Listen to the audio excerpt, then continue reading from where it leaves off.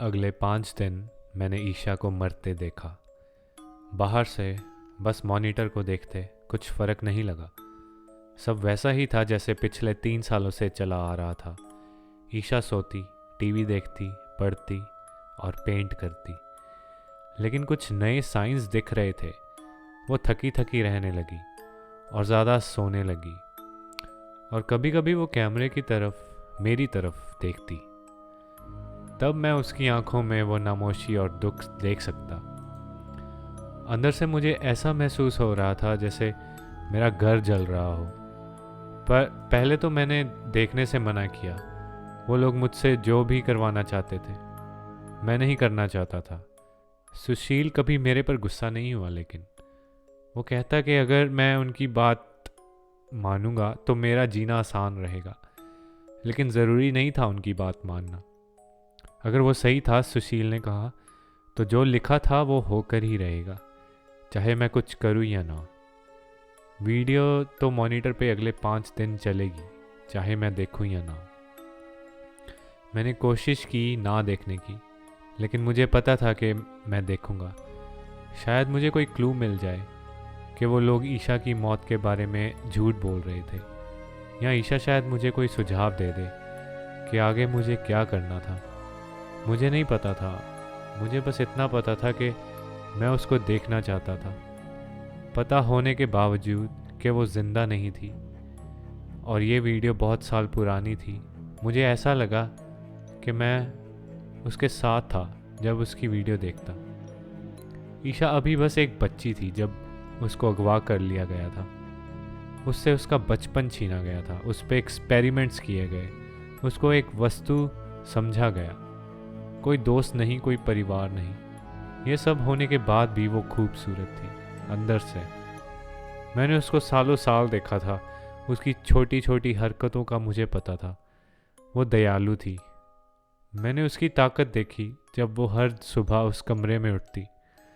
उसने कभी हार नहीं मानी। उसकी आत्मा की खूबसूरती उसकी पेंटिंग्स में झलकती। वो जो चीज़ें देखती उनको इतने प्यार और देखभाल के साथ वो पेंट करती, भले ही वो एक भयानक जिंदगी जी रही है। दुनिया ने उसको छोड़ दिया था, लेकिन मैं नहीं छोड़ने वाला था। मैं हर वीडियो देखूंगा, उसका एक एक पल अपने दिमाग में बिठा लूंगा। उन लोगों के लिए नहीं, उनके प्रोजेक्ट के लिए नहीं, अपने खुद के लिए और उसके लिए। मेरी ज़िंदगी में अब कुछ खास करने को था नहीं, और इससे पहले कि वो मुझे कहीं लॉक कर दें या मार दें, मैं ये एक आखिरी चीज़ तो कर ही सकता था। ईशा अकेली नहीं मरेगी। मैंने लगभग सारी वीडियो देख ली। बस खाने टाइम और बाथरूम करने टाइम ही पॉज करता पिछले 2 दिन में। मैं गार्ड्स को बोलता वीडियो रोकने के लिए, पर वो कहते कि सुशील ने कहा कि वीडियो बस चलती रहेगी। चौथे दिन तक मैं पगला गया था। मैंने पिछले 3 दिनों से कई बार झपकी ली थी, लेकिन जब मैं चौथे दिन उठा तो बता सकता था कि काफ़ी घंटे निकल चुके थे। 2 खाने की ट्रेस बेड पर रखी हुई थी, एक ब्रेकफास्ट और एक लंच। मैंने डर के मारे मॉनिटर में देखा, शायद सब मिस हो गया हो, लेकिन ईशा भी तभी उठ रही थी। उसने अपना हाथ अपने पेट पर रखा और मेरा पेट भी गुड़गुड़ करने लगा। वो दर्द में थी। ईशा ने कैमरे की ओर देखा और मुस्कुराने की कोशिश की, और फिर पेंटिंग बनाने लग गई। ये उसकी दूसरी पेंटिंग थी, टोटल 3 में से, जो उसने उन दिनों बनाई। पहली पेंटिंग में एक मूवी थिएटर था और लास्ट सीट पर कोई बैठा हुआ था। मूवी स्क्रीन पर एक हथौड़ा एक दीवार के साथ रखा हुआ था। मुझे समझ नहीं आया और मैं कोई शब्द ढूंढने लग पड़ा। आखिरकार मुझे कुछ लिखा मिला, पर उसका भी मतलब मुझे समझ ना आया। ईशा को समझ आ गई होगी कि वो लोग जान चुके थे कि वो पेंटिंग्स के साथ क्या कर रही थी और उसको रोकने की कोशिश नहीं कर रहे थे। इसलिए ईशा ने पिछले 3 दिनों में पेंटिंग्स को कैमरे के काफ़ी पास रखा। मैं पेंटिंग को ध्यान से देख रहा था कि मुझे एहसास हुआ कि थिएटर के एक रो की सीट उल्टी थी और उन पे नंबर प्लेट लगी हुई थी। मैंने वो नंबर पढ़े, 2, 43, 26, 89। मुझे इनका मतलब नहीं पता था, लेकिन मैंने इनको रट ज़रूर लिया। मुझे महसूस हुआ कि ये पेंटिंग्स उस पर काफ़ी हावी हो रही थी, और जैसे मेरी आदत थी ईशा से बात करने की, मैं उसको कह रहा था कि उसको आराम करना चाहिए। फिर मुझे अगले कमरे में उसकी लाश याद आई।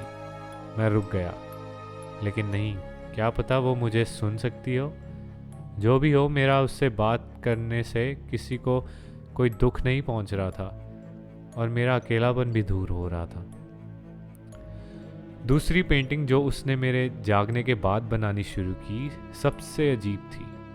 उसमें एक कमरा था जिसकी दीवारें पेड़ की जड़ों से बनी हुई थी, और सेंटर में एक टेबल पड़ा था।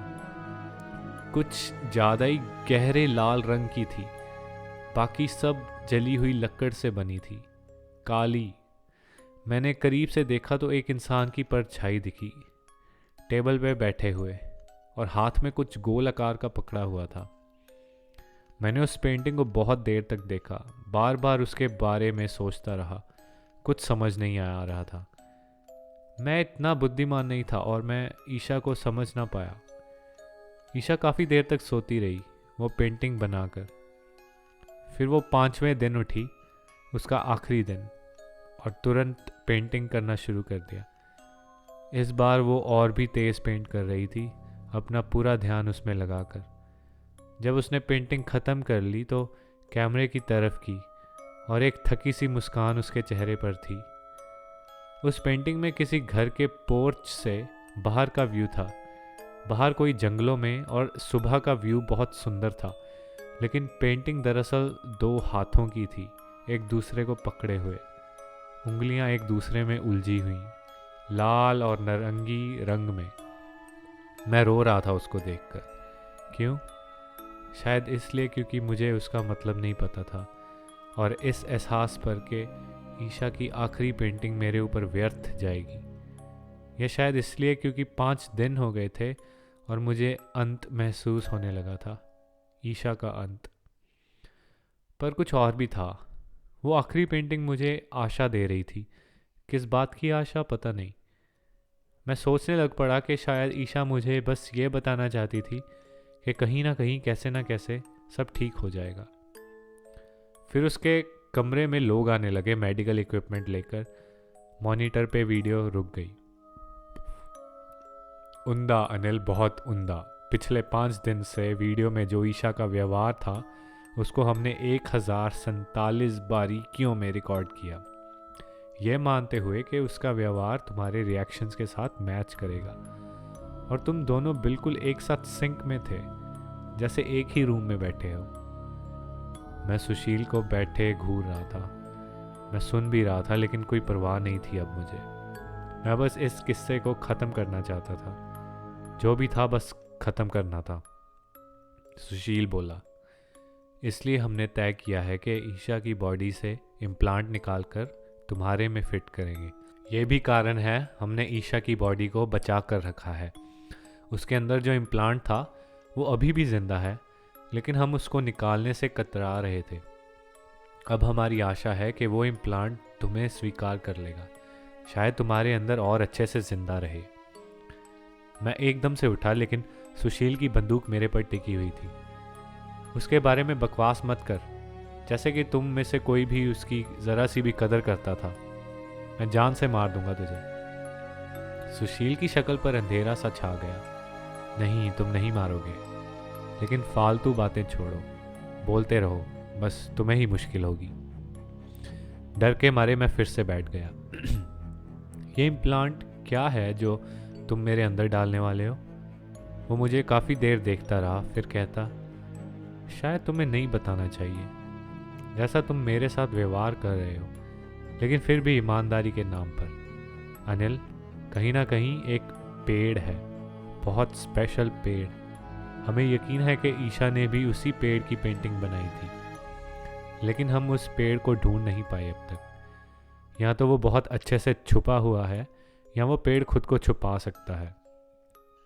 मैं सुशील को देख रहा था, सोच रहा था कि वो मर क्यों नहीं जाता। लेकिन हमारे पास एक और बढ़िया चीज़ है, उस पेड़ की एक टहनी, बहुत मुश्किल से हासिल हुई हमें, न जाने कितना त्याग करने के बाद।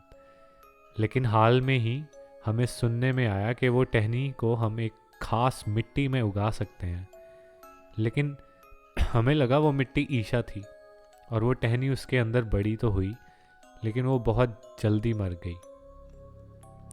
वो आगे को झुका और मुस्कुराया, लेकिन हमें यकीन है कि तुम वहाँ सफल होगे जहाँ वो असफल थी। वो मुझे उठाने आए, मैं लड़ा, लेकिन कोई फ़र्क नहीं पड़ा। कुछ देर बाद मैं उठा, मेरी छाती में एक हल्का सा दर्द था और पेट के ऊपर एक निशान था।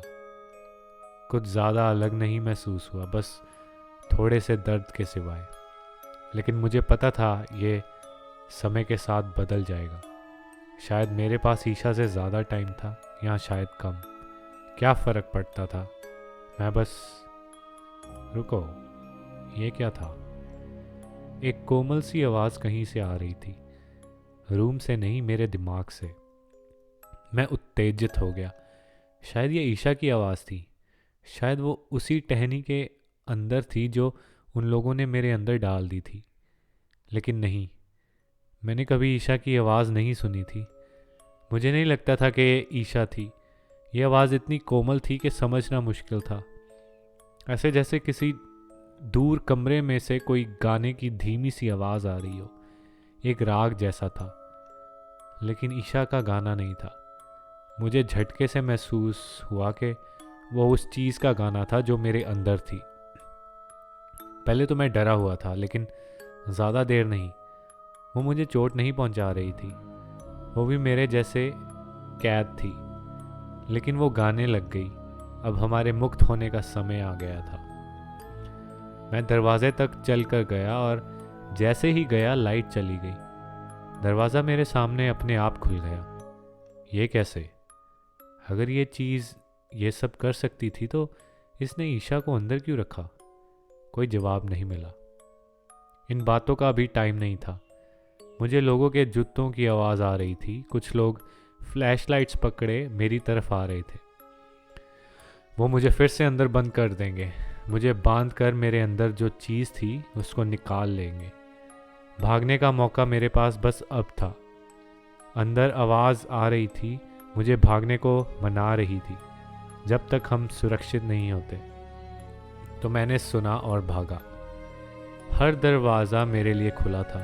हर मोड़ में मैं उनसे आगे रहता। वो लोग रेडियो पर चिल्ला रहे थे। कोई बोल रहा था कि अभी तक जनरेटर क्यों नहीं चालू हुआ। हर जगह अंधेरा था, लेकिन मैं बिना गिरे भागता रहा। मैं गुम था लेकिन पकड़ा नहीं गया। जब मैं आखिरी दरवाजे तक पहुंचा, उसको खोलने पर बाहर दोपहर थी। मेरे फेफड़े जलने लगे ताज़ा हवा से। पिछले पूरे हफ्ते मैं उस बिल्डिंग में कैद था। मैंने आंखें झपकी। अंदर आवाज़ का इंतज़ार कर रहा था, मुझे बोले कि कहाँ जाना है, लेकिन वो चुप थी। मैंने दरवाज़ा बंद किया और पैनिक करने लगा। ये सब करने के बाद भी मैं पकड़ा जाऊंगा, क्योंकि मुझे नहीं पता था कि कहाँ जाना है। मैं बाहर था, एक भूरी सी बिल्डिंग, और आसपास कुछ नहीं था। एक सड़क दाएं जा रही थी और बाएं था ईशा का जंगल, जो उसने अपनी पहली पेंटिंग में बनाया था। मुझे तुरंत पता लग गया था कि यह वही जंगल था। जैसे चुंबक मुझे खींच रहा हो, जैसे पक्षियों को बिना जीपीएस के पता होता है किधर को उड़ना है। किसी तरह मुझे भी पता था कि मुझे इसी तरफ जाना था। सो मैं जंगल में गया।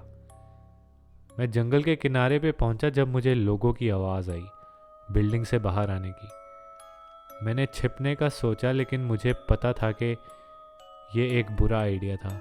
वो बस मुझे पकड़ लेंगे और मुझे जंगल अपने भीतर बुला रहा था। मैं भागा जानवर जैसे, लेकिन कभी गिरा नहीं। वो मेरे पीछे आए, लेकिन उनकी आवाज़ें धीमी होने लगी जैसे मैं जंगल के और भीतर जाता गया। मुझे लगा मैंने उनसे पीछा छुटा लिया था कि मेरे बाएं से जैसे ही किसी के खांसने की आवाज़ आई, कोई मेरे पास पहुंच गया था। मैं छिपने के लिए जगह ढूंढने लगा। बस कुछ झाड़ियाँ और पेड़ थे और वहाँ पर एक कुआं। वही कुआं जो ईशा ने पेंट किया था, वही ग्रे पत्थरों वाला कुआं।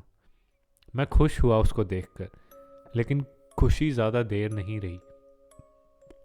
ये मेरे किस काम का? वो लोग भी कुएं के अंदर तो देखेंगे ही, और मैं उसके अंदर बिना अपनी टांग तुड़वाए कैसे जाता? फिर एक आइडिया आया। नीचे झुककर मैं कुएं तक और ऊपर का ढक्कन साइड किया। इतना कुछ ढक्कन हिलाया दिया ताकि उन लोगों को लगे कि अंदर कोई गया था। आसपास देखकर मैं वापस झाड़ियों में छिप गया, और फिर मुझे दबे पैरों की आवाज़ आई, उस कुएं में देखो। तुम्हें लगता है वो कुएं में गया? वहाँ तो उसने अपनी गर्दन मुड़वा ली होगी, और अगर ऐसा हुआ तो हमारी नौकरी भी गई। मैं 2 आदमियों को देख सकता था। उन्होंने काले रंग के कवच पहने हुए थे और बड़ी बंदूकों से लथपथ थे। मुर्दा ही सही, बस बच के भागना नहीं चाहिए। मैं देखता हूँ, उनमें से एक बोला। वो कुएं के पास गया और ढक्कन को साइड पे किया। अपनी बंदूक पे एक बटन दबाकर उसने फ्लैशलाइट ऑन की। वो कुएं में देखने लगा, और दूसरा आदमी चारों दिशाओं में निगरानी रख रहा था। मुझे डर था कि अगर मैं हिला तो वो मुझे देख लेगा, लेकिन मैं इंतज़ार नहीं कर सकता था। मुझे शांत रहना था। सोचो आराम से, लेकिन फुर्ती से चलो। मुझे ऐसा लगता रहता कि उनमें से अब कोई चिल्लाएगा, कोई मेरे सर पे मारेगा, लेकिन कुछ नहीं हुआ। जैसे ही शाम होती गई, आगे पेड़ भी कम होते गए। मैं एक सड़क के पास जा रहा था। साधारण सी सड़क थी। कई गाड़ियां इधर उधर जा रही थी। लिफ्ट लेने में डर लग रहा था, क्या पता कौन हो, लेकिन कोई और चारा भी तो नहीं था। मैं नॉर्मल शर्ट और पैंट डाला हुआ था जो उन्होंने मुझे दी थी, लेकिन कोई पैसा या फ़ोन मेरे पास नहीं था। मेरे पास बस एक ही ऑप्शन था, इतना दूर चले जाओ और फिर किसी से मदद मांगो।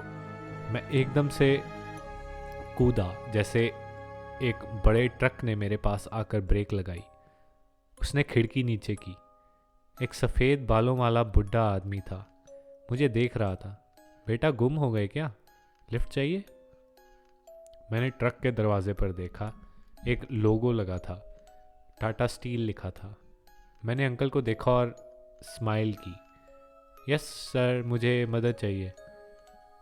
मैं 5 घंटे बाद उठा जब ट्रक कहीं यूपी में रुका। मैंने सोचा था कि मैं जागता रहूँगा, लेकिन बस कुछ मिनटों में ही मेरी आंख लग गई। मैंने धर्मेंद्र को देखा, वो मुस्कुरा रहा था। मैं थक गया हूँ और अब खाना खाऊंगा, फिर नहाऊंगा। इसके बाद मैं कानपुर जा रहा हूँ। अगर तुम्हें और आगे जाना है तो 1 घंटे बाद मिलना यहीं, ठीक है? मैंने उसका शुक्रिया अदा किया और ट्रक से बाहर निकल आया। मुझे अब ये सोचना था कि क्या यहाँ पर किसी की मदद मांगनी चाहिए या फिर धर्मेंद्र के साथ और आगे जाना चाहिए।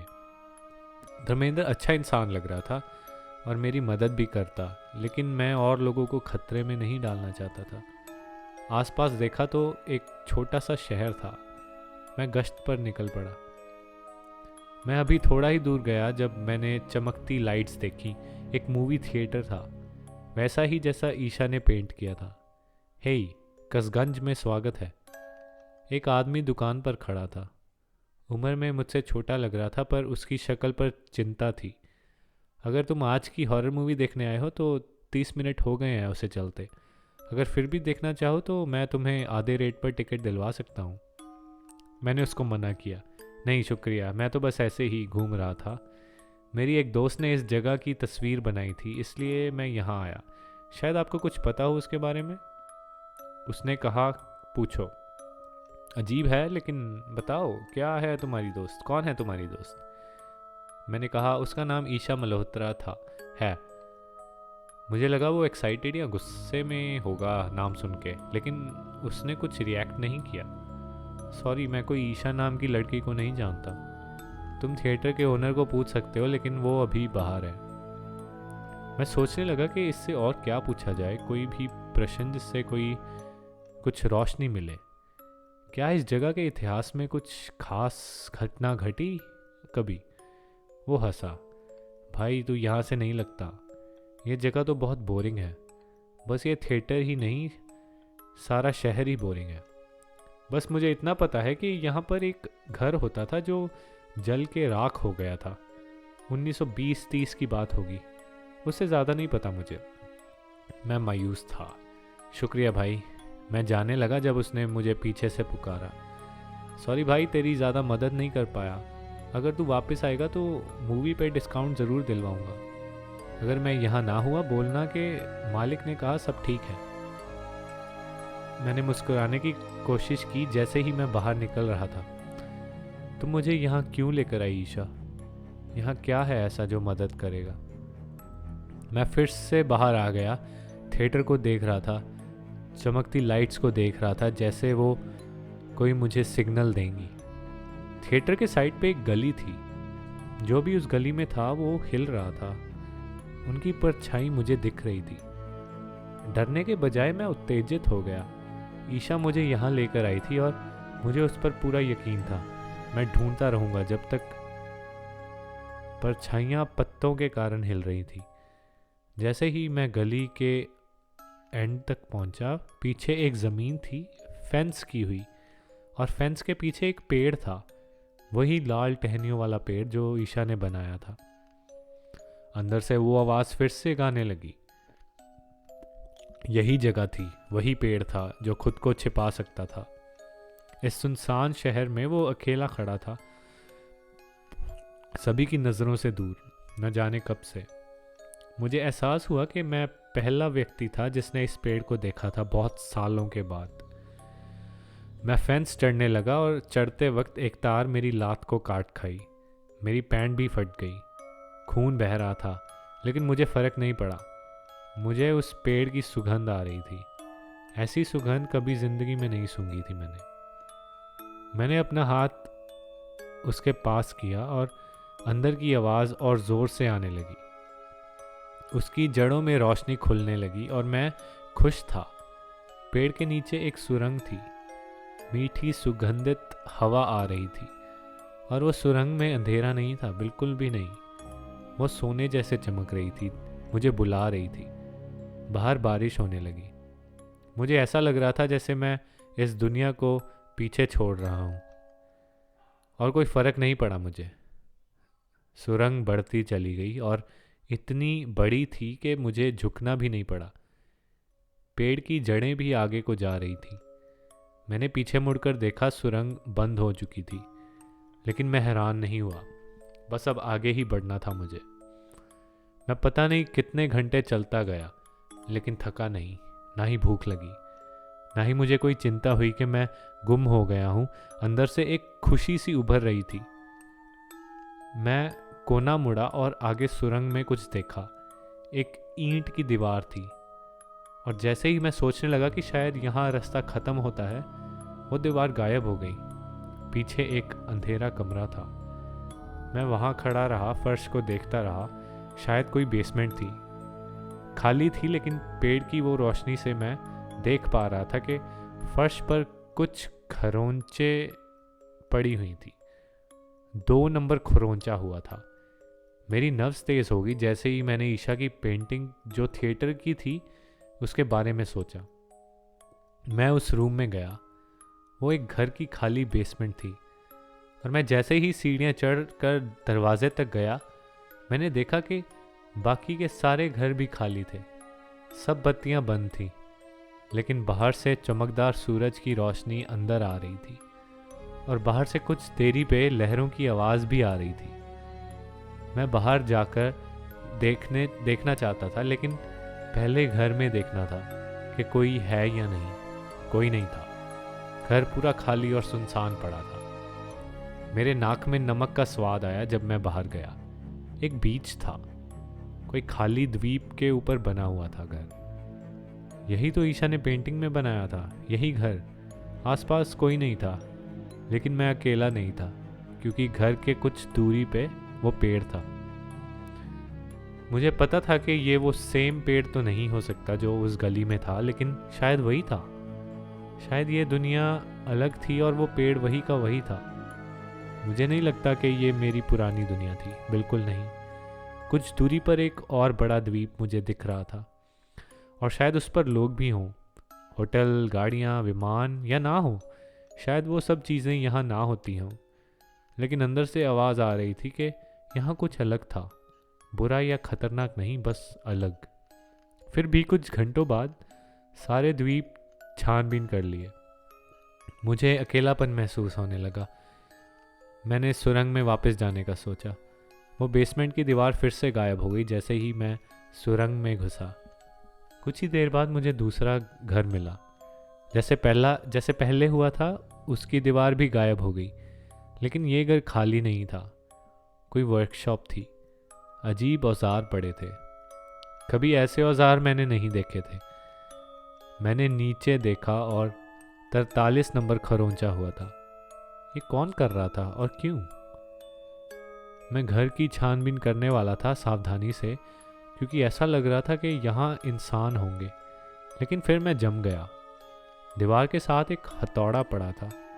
मैं झुका और सुरंग में जाने से पहले वो हथौड़ा उठा लिया।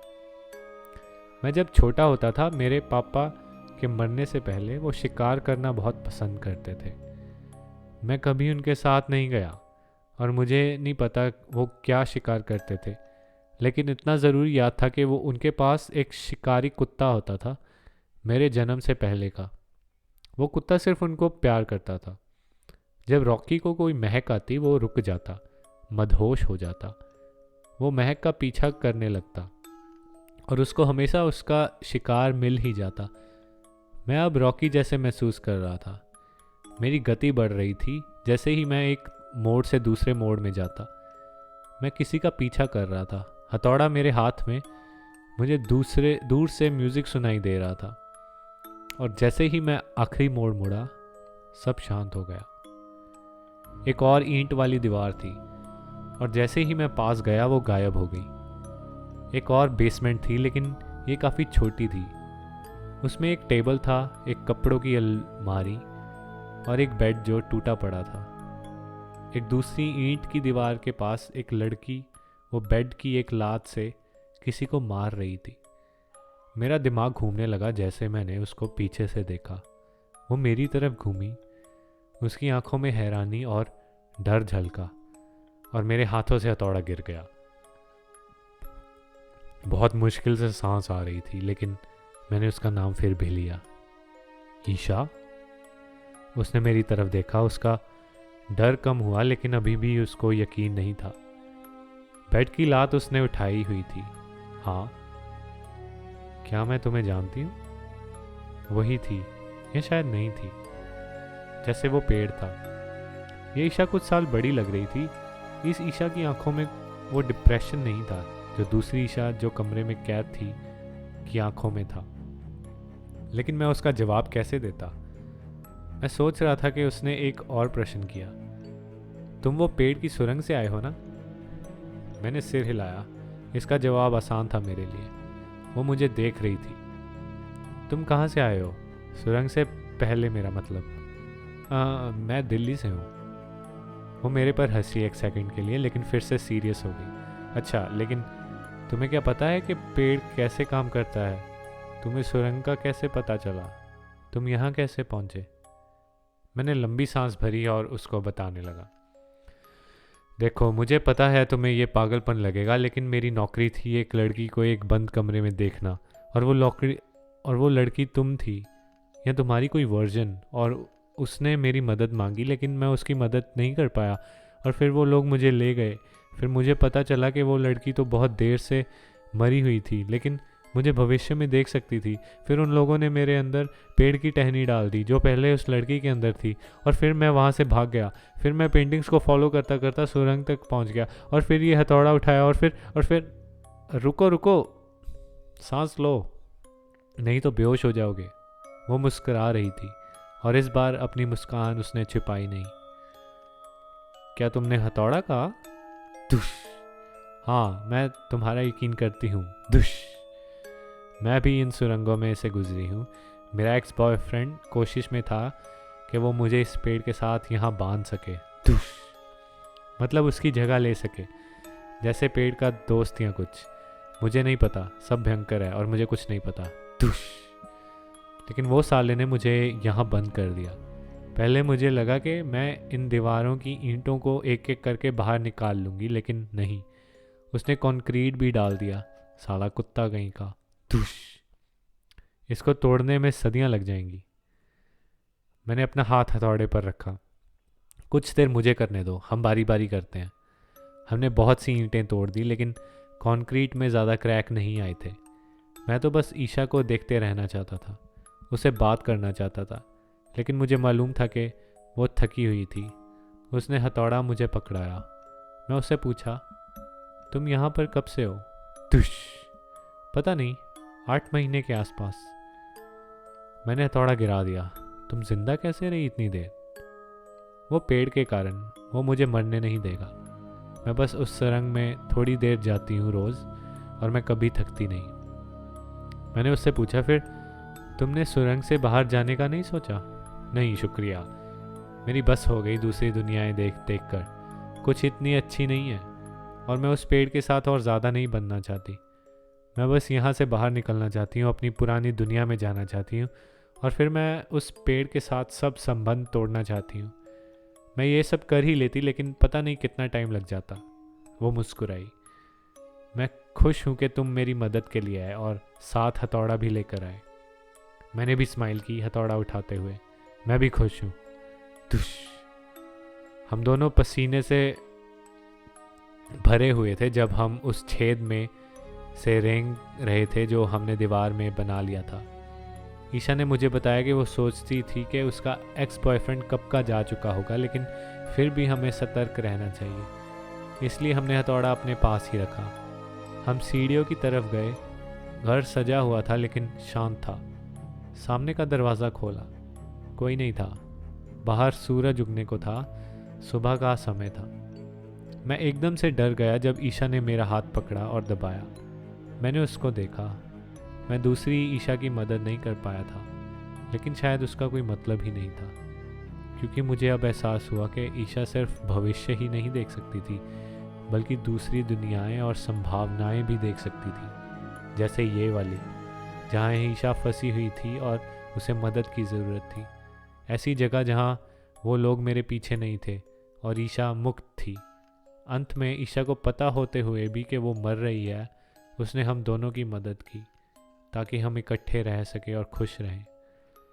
इस सुबह ईशा के चेहरे पर सूरज के रंग थे, और उसकी आंखों में झांक कर मैंने देखा कि वो वैसी ही थी जिस लड़की को मैंने इतने साल देखा था, वही लड़की जिसने मुझे बचाया था।